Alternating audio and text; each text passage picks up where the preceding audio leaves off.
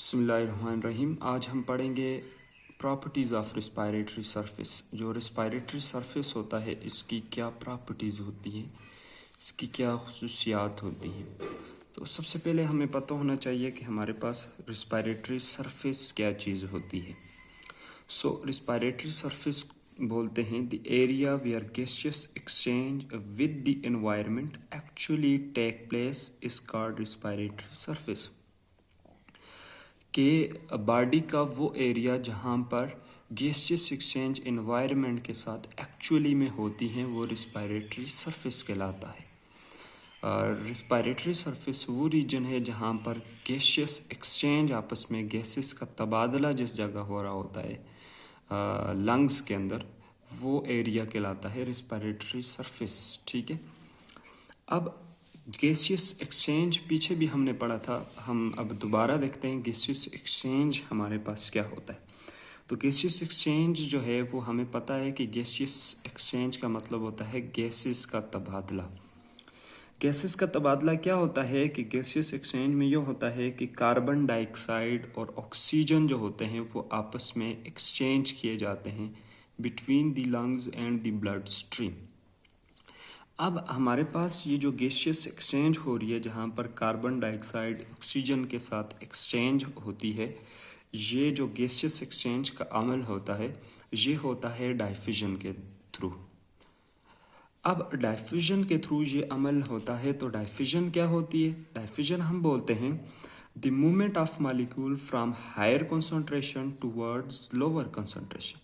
के मॉलिक्यूल्स का higher concentration, molecules का हायर कंसंट्रेशन मतलब जहाँ पर वो ज़्यादा हैं वहाँ से टुवर्ड्स द लोअर कंसंट्रेशन, उधर मूव करना जहाँ पर वो कम है। लेट्स सपोज हमारे पास एक मिसाल के तौर पर ये देखें, ये मैंने एक यहाँ पर जो है फ़र्ज़ करें ये कोई बॉडी है, ये कोई मेम्ब्रेन है।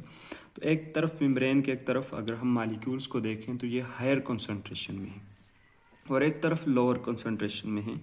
अब जिस तरफ हायर कंसंट्रेशन में है तो वहाँ से मॉलिक्यूल्स की जो मूवमेंट है वो उस तरफ हो रही है जिस तरफ वो लोअर कंसंट्रेशन में है। ये जो मॉलिक्यूल्स की मूवमेंट हो रही है इसको हम बोलेंगे, ये जो अमल है ये कहलाएगा डाइफ्यूजन। अब हमारे पास चूँकि गैसियस एक्सचेंज डाइफ्यूजन के थ्रू होती हैं तो एक प्रॉपर और एफिशिएंट डाइफ्यूजन के लिए कि हमारे पास जो डाइफ्यूजन का अमल है वो प्रॉपर हो और इसके अलावा वो एफिशिएंट हो, मतलब वो बेहतरीन हो। तो इसके लिए जो हमारे पास हमारा रिस्पायरेटरी सरफेस है जहाँ पर गैसियस एक्सचेंज हो रही होती उसकी कुछ प्रॉपर्टीज़ जो होती है वो होना ज़रूरी है। अब वो प्रॉपर्टीज़ क्या हैं, एक एक करके हम उन प्रॉपर्टीज़ को देखेंगे। पहले मैं आपको सिंपली सारी प्रॉपर्टीज़ बताता हूँ। पहली प्रॉपर्टी ये है कि थिन एपिथेलियम, ठीक है, कि एपिथेलियम जो है वो उसका थिन होना ज़रूरी है। दूसरा मोर परमिएबल, कि जो आपका रिस्पायरेटरी सरफेस है वो परमिएबल होना चाहिए। लार्ज सरफेस एरिया, उसका सरफेस एरिया लार्ज होना चाहिए। वेट सरफेस होना चाहिए। कैपिलरी नेटवर्क होना चाहिए और वेंटिलेशन होनी चाहिए। ठीक है। सबसे पहले हम देखते हैं कि हमारे पास जो है वो थिन एपिथेलियम का क्या मतलब है। देखें, लेट्स सपोज हमारे पास जो हमारी गैसियस एक्सचेंज हो रही होती है जिस जगह के ऊपर, ठीक है, तो आपको पता है यहाँ पर जो है वो हमारे पास मौजूद होती हैं। ये फ़र्ज़ करें ये हमारे पास जो है वो एल्वेलाई है, ठीक है। अब यहाँ पर एल्वेलाई है तो एल्वेलाई के इर्द गिर्द जो होती है वो हमारे पास क्या मौजूद होती हैं जी? ब्लड कैपिलरीज मौजूद होती हैं। अब इन एल्वेलाई के अंदर जो होती है वो मुख्तलिफ़ गैसेस होती हैं लाइक ऑक्सीजन वगैरह, और इन जो हमारे पास कैपिलरीज होती हैं इनमें कार्बन डाइऑक्साइड वगैरह मौजूद होती हैं। अब हमारे पास ये जो एल्वेलाई की वाल है, ठीक है, ये एपिथेलियम सेल से बनी हुई होती है। तो ये एपिथेलियम सेल से बनी हुई होती है तो ये जो वाल होती है इसको एपिथेलियम वाल भी कहते हैं। अब ये जो वाल है इसका थिन होना ज़रूरी होता है। अब थिन होना क्यों ज़रूरी होता है?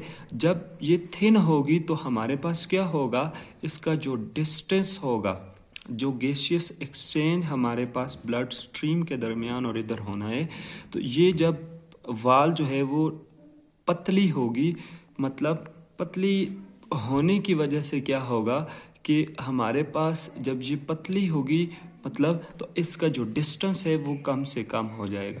जब डिस्टेंस कम से कम हो जाएगा तो गैसियस एक्सचेंज है, यहाँ से गैसेस आपस में जो एक्सचेंज होगी वो प्रॉपरली और एफिशिएंट तरीके से होंगी। नेक्स्ट जो हमारे पास है वो है मोर परमिएबल। मोर परमिएबल क्या होती है? अब हम देखते हैं। देखें, ये हमारे पास उसी तरह से जहाँ पर गैसियस एक्सचेंज हो रही होती हैं, ठीक है।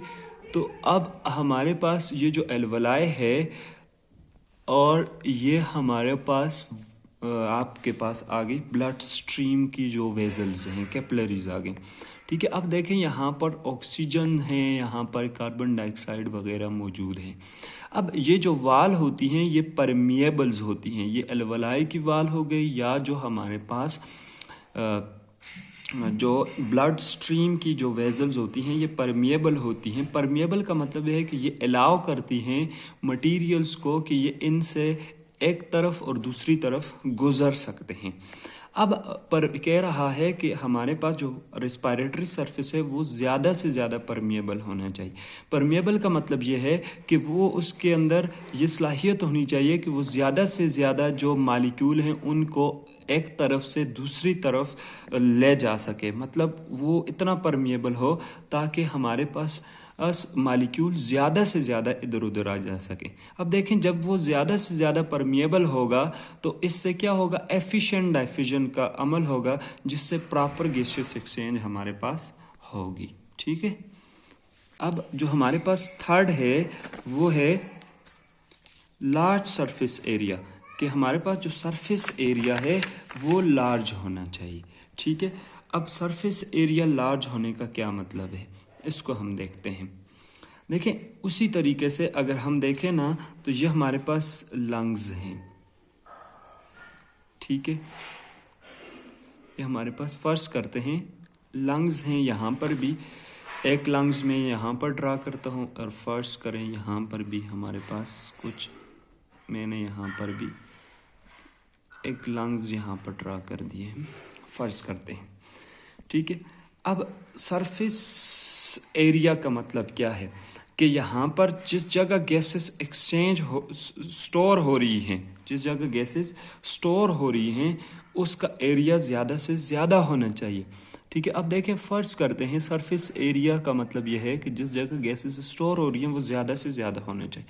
अब देखें, लंग्स के अंदर गैसेस जो हैं वो एल्वलाई में स्टोर होती हैं। तो फर्ज करते हैं यहाँ पर हम छोटे छोटे जो है वो सैक बनाते हैं, एल्वलाई बनाते हैं। देखिए, हमने इन लंग्स के अंदर एल्वलाई बनाई है, मिसाल के तौर पर कुछ 10 एक एल्वलाई जो है वो हमने इनमें बनाई है, ठीक है। अब देखो, इनमें हमने एल्वलाई बनाई जो कि एल्वलाई जो है इसमें 6 एल्वलाई बन गई, इसमें 10 एल्वलाई बन गई। अब इसमें 10 एल्वलाई जो है वो हमारे पास क्यों बनी है, चूँकि इसका जो सरफेस एरिया था वो ज़्यादा था और इसका सरफेस एरिया कम था। तो अब क्या होगा, इसके अंदर जो हमारे पास बाहर से गैसेस आएंगी और इसके अंदर भी बाहर से गैसेस आएंगी। अब ये वाला जो लंग्स, इसको हम ए का नाम दे देते हैं, इसको हम बी का नाम दे देते हैं। अब ये वाले जो लंग्स हैं इसके अंदर जो गैसेस की मिकदार है वो इसके मुकाबले में ज़्यादा होगी। जब गैसेस की मिकदार ज़्यादा होगी तो इसी तरीके से जब ये गैसेस नीचे ब्लड के साथ एक्सचेंज होगी तो ज़्यादा से ज़्यादा गैसेस आपस में बी के मुकाबले में एक्सचेंज होंगी। तो मतलब ये हुआ, जितना बड़ा सरफेस एरिया होगा, जितनी ज़्यादा उसके अंदर एल्वलाई की तादाद होगी, इतनी ही ज़्यादा जो है वो हमारे पास गैसेस एक्सचेंज होंगी। थर्ड जो है वो हमारे पास, अब जो हमारे पास फोर्थ है वो है वेट सरफेस, कि हमारे पास जो सरफेस एरिया है जहाँ पर गैसेस एक्सचेंज हो रही है। अब देखें, गैसेस एक्सचेंज हमें दोबारा से पता है कि जो हमारे पास गैसेस एक्सचेंज होती हैं वो होती हैं एल्वलाई और ब्लड स्ट्रीम के दरमियान, ठीक है। जो ब्लड स्ट्रीम है या ब्लड वेजल्स है उनके दरमियान। अब ये कह रहा है कि ये जो हमारे पास ब्लड स्ट्रीम है या ये जो एल्वलाई है इसका वेट होना ज़रूरी है, क्योंकि हमारे पास क्या होता है, ये ऑक्सीजन और यहाँ से कार्बन डाइऑक्साइड लंग्स के अंदर और ऑक्सीजन लंग्स से ब्लड के अंदर जब जाती है तो ये वाल से गुजर कर जाती है। अब ये हमारे पास जो वाल्स होती हैं, कह रहा है इनका वेट होना ज़रूरी है, इनके अंदर मॉइस्चर का होना ज़रूरी है। ठीक है, ये इनके अंदर मॉइस्चर का होना ज़रूरी है, ये मॉइस्चर होना चाहिए इनमें। अब मॉइस्चर क्यों होना चाहिए? क्योंकि जो हमारे पास गैसेस होती हैं ये हमारे पास ड्राई सरफेस में, ड्राई सरफेस, खुश्क सरफेस के अंदर ये इजीली मूव नहीं करती। ठीक है, और जो हमारे पास मॉइस्ट सरफेस होता है ये इसमें एफिशिएंटली जो है वो डाइफ्यूज़ करती हैं। तो जितना ज़्यादा मॉइस्चर होगा डाइफ्यूजन ज़्यादा से ज़्यादा होगी, इसी वजह से हमारे पास हमारी जो गैसियस एक्सचेंज है वो भी ज़्यादा से ज़्यादा होगी। वन है कैपिलरीज नेटवर्क। ठीक है, अब कैपिलरीज नेटवर्क जो है वो हमारे पास क्या है कि आपको पता है यहाँ पर जो एल्वलाई है, इस एल्वलाई के इर्द गिर्द जो होता है वो एक नेटवर्क बिछा हुआ होता है कैपिलरीज का। ठीक है, इस तरह बहुत सारी कैपिलरीज जो होती हैं वो एल्वलाई के इर्द गिर्द मौजूद होगी। अब देखें हमारे पास क्या होगा कि आपको पता है इन कैपिलरीज के अंदर मौजूद होता है ब्लड, और ये ब्लड जो होता है इसके अंदर एबिलिटी होती है ऑक्सीजन कैरियिंग एबिलिटी। ठीक है, अब देखें जहाँ पर, अब देखें ये क्या है कैपिलरीज। अब देखें यहाँ पर अगर कैपिलरीज बहुत ज़्यादा कैपिलरीज का जाल हो, ठीक है, मतलब बहुत ज़्यादा कैपिलरीज मौजूद हो, जब कैपिलरीज ज़्यादा होंगी तो वहाँ पर क्या होगा कि ब्लड सप्लाई भी ज़्यादा हो जाएगी। ठीक है, क्या होगा वहाँ पर ब्लड जो सप्लाई है वो भी क्या होगी, ज़्यादा होगी। जब ब्लड सप्लाई वहाँ पर ज़्यादा होगी तो इसका मतलब ये हुआ कि यहाँ पर इस जगह पर जो एल्वलाई से ऑक्सीजन है वो ब्लड ज़्यादा से ज़्यादा लेगा, और कार्बन डाइऑक्साइड भी यहाँ पर और उसने ज़्यादा लाई होगी, तो गैसियस एक्सचेंज जो है वो यहाँ पर एफिशिएंट होगी, ज़्यादा से ज़्यादा गैसियस एक्सचेंज होगा। जब गैसियस एक्सचेंज ज़्यादा से ज़्यादा होगा तो जितनी गैसेस रिक्वायर्ड हैं ब्लड को वो ज़्यादा से ज़्यादा जो है वो आपस में उनका तबादला होता जाएगा। ठीक है, आखिरी है वो हमारे पास है वेंटिलेशन। अब वेंटिलेशन का मतलब ये होता है कि जो हमारे पास अमल होता है गैसियस एक्सचेंज का, उस गैसियस एक्सचेंज के अमल के लिए हम क्या करते हैं, गैसेस को जो है वो बॉडी के अंदर लेकर जाते हैं, और बॉडी के अंदर लेकर जाने के लिए हमें ब्रीथिंग करनी पड़ती। इस ब्रीथिंग को ही हम वेंटिलेशन बोलते हैं।